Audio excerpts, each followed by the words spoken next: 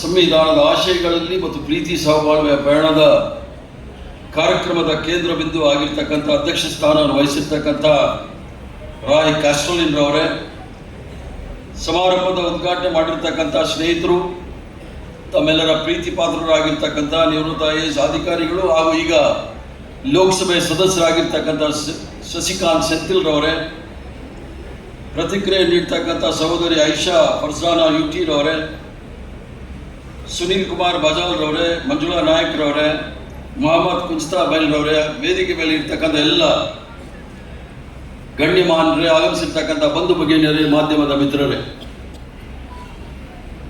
ಸೆಂಥಿಲ್ ರವರು IAS officer, ನಂತರ BCom ಮಾಡಿ ಬುದ್ಧಿ ಕಮ್ಮಿ ಅಂತ ಅನಿಸ್ಕೊಂಡವರಲ್ಲ.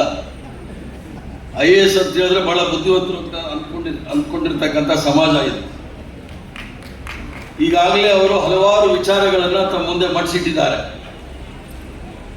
ನಾನು ಸೆಂಥಿಲ್ ಅವರೇನಾದರೂ ಈ ವೇದಿಕೆ ಮೇಲೆ ನಿಂತು ಮಾತಾಡಲಿಕ್ಕೆ ಏನಾದರೂ ಅವಕಾಶ ಸಿಕ್ಕಿದೆ ಅಂತ ಹೇಳಿದರೆ ಅದು ಈ ರಾಷ್ಟ್ರದ ಸಂವಿಧಾನದಿಂದ ಮಾತ್ರ ಸಿಕ್ಕಿದೆ ವಿನ ಯಾವುದೇ ಕಾರಣಕ್ಕೂ ಅಲ್ಲ.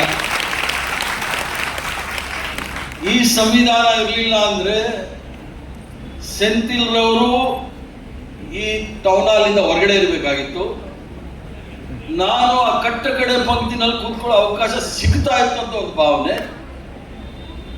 ಆದ್ರಿಂದ ಸಂವಿಧಾನ ಎಷ್ಟು ಪವಿತ್ರವಾದ ಗ್ರಂಥ ಅನ್ನೋದನ್ನ ನೀವು ಯೋಚನೆ ಮಾಡಿ. ಸಂವಿಧಾನವನ್ನು ಬರೆಯುವ ಸಂದರ್ಭದಲ್ಲಿ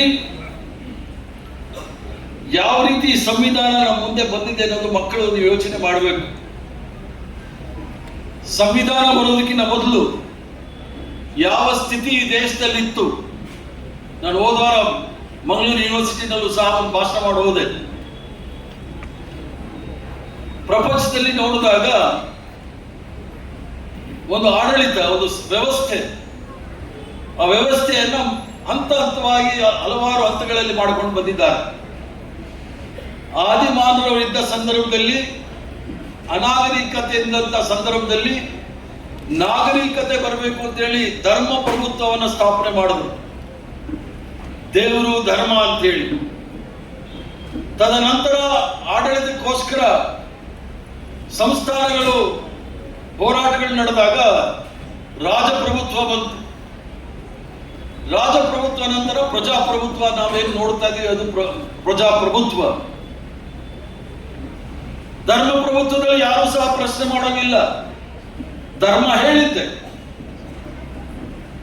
ಆದ್ರಿಂದ ಧರ್ಮ ಪ್ರಭುತ್ವ ಬದಲಾವಣೆಯಾಗಿ ರಾಜಪ್ರಭುತ್ವ ಬಂದಾಗ ರಾಜ ಮಹಾರಾಜರು, ಅವರ ಅಡಿಗೆ ಮಂತ್ರಿ, ಮಂತ್ರಿ ಅಡಿಗೆ ಜಮೀನ್ದಾರರು, ಜಮೀನ್ದಾರ ಅಡಿಗೆ ನಾವೆಲ್ಲರೂ ಸಹ ಕೂಲಿ ಕಾರ್ಮಿಕರು ಅಥವಾ ಗೇಣಿದಾರರು. ಈ ವ್ಯವಸ್ಥೆಯನ್ನ ಮೀರಿ ಎಲ್ಲರೂ ಸಹ ನಾವು ಸಮಾನರು, ಯಾರು ಸಹ ಮಹಾರಾಜರಿಲ್ಲ, ಯಾರು ಸಹ ದಿವಾನರಿಲ್ಲ, ಯಾರು ಸಹ ಜವಾನರಿಲ್ಲ, ನಾವೆಲ್ಲರೂ ಸಹ ಸಮಾನರು ಅಂತಕ್ಕಂಥ ತಿರುಳೆ ಇರ್ತಕ್ಕಂಥದ್ದು ಪ್ರಜಾಪ್ರಭುತ್ವ, democracy, by the people, for the people, to the people ಅಂತ ಹೇಳಿ. ಆ ಪ್ರಜಾಪ್ರಭುತ್ವ ನಡಿಬೇಕಾದ್ರೆ ಯಾವುದಾದ್ರೂ ಒಂದು ಚೌಕಟ್ಟಿನಲ್ಲಿ ನಡಿಬೇಕಾಗುತ್ತೆ. ಅದಕ್ಕೋಸ್ಕರ ನಮ್ಮ ಪೂರ್ವಜರು ಸುಮಾರು 100 ವರ್ಷಗಳ ಕಾಲ ಸ್ವತಂತ್ರ ಹೋರಾಟದಲ್ಲಿ ಪಾಲ್ಗೊಂಡು ಈ ರಾಷ್ಟ್ರಕ್ಕೆ ಸ್ವತಂತ್ರ ಸಿಗಬೇಕು ಅಂತ ಹೇಳಿ ಹೇಳಿದ ಸಂದರ್ಭದಲ್ಲಿ ಹಲವಾರು ಕಾರಣಗಳು ಸೆಂಥಿಲ್ ಸಾಹೇಬ್ ಹೇಳಿದಾಗೆ ಕೇವಲ ಬ್ರಿಟಿಷರವರ ವಿರುದ್ಧ ಮಾತ್ರ ಇರಲಿಲ್ಲ.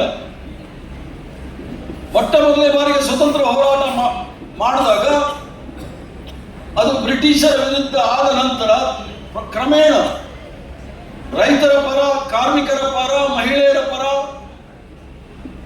ಹಲವಾರು ವಿಚಾರಗಳನ್ನ ಮುಂದಿಟ್ಟುಕೊಂಡು ಹೋರಾಟ ಪ್ರಾರಂಭ ಆಗುತ್ತೆ.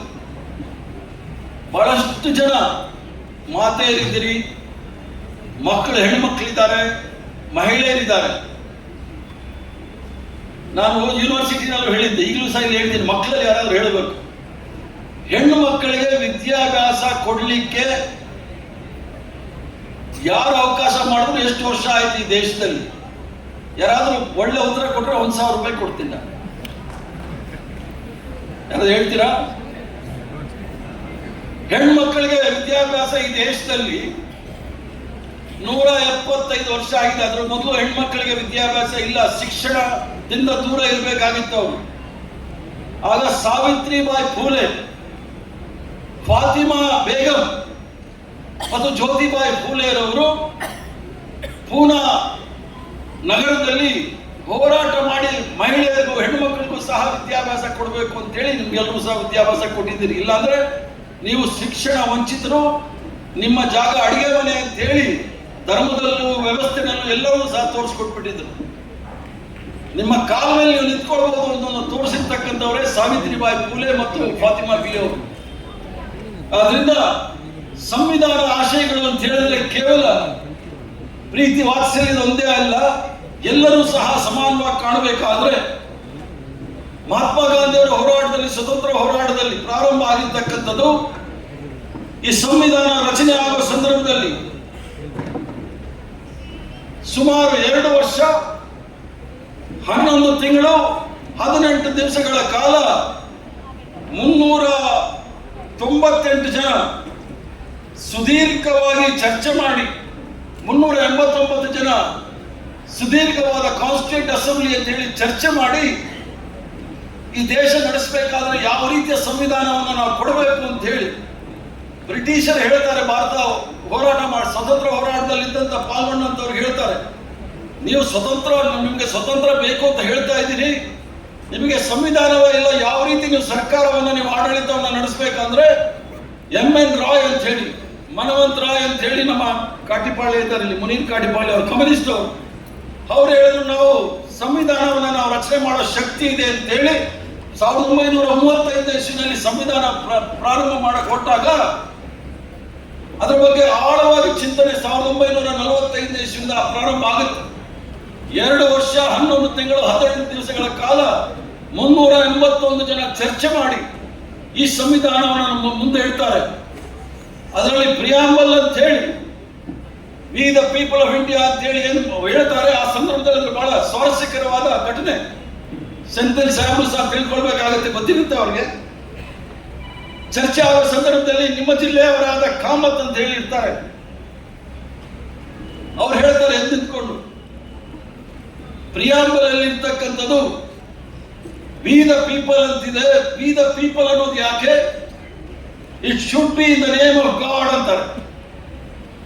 ಆಗ ಆಚಾರ್ಯ ಕೃಪಲಾನಿ ಅಂತ ಹೇಳಿ ಬಹಳ ವರಿಷ್ಠ ಕಾಂಗ್ರೆಸ್ ಪಕ್ಷದ ನಾಯಕರು, ನಂಬಿಕಸ್ಥರು, ಅವರು ದೇವರಲ್ಲಿ ನಂಬಿಕೆ ಇದ್ದವರು, ಅವ್ರು ಎದ್ದು ನಿಂತ್ಕೊಂಡು ಹೇಳ್ತಾರೆ, ಕಾಮತ್ರವರೇ, ನಾವು ಈ ದೇಶದಲ್ಲಿ ದೇರ್ ಆರ್ ಏಥಿಸ್ಟ್, ಬಿಲೀವರ್ಸ್, ಅಗ್ನೋಯಿಸ್ಟ್ ಅಂತ ಹೇಳಿ, ಅಂದ್ರೆ ನಮ್ಮ ನಾಸ್ತಿಕರಿದ್ದಾರೆ, ನಮ್ಮ ಆಸ್ತಿಕರಿದ್ದಾರೆ, ಅದು ವಿಚಾರವಂತರಿದ್ದಾರೆ.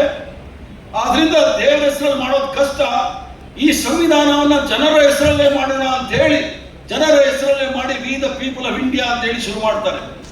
ಆ ಪ್ರಿಯಾಂಬಲ್ ಅಲ್ಲಿ ಹೇಳುವಾಗ ಬಹಳ ಸ್ಪಷ್ಟವಾಗಿ ಹೇಳ್ತಾರೆ,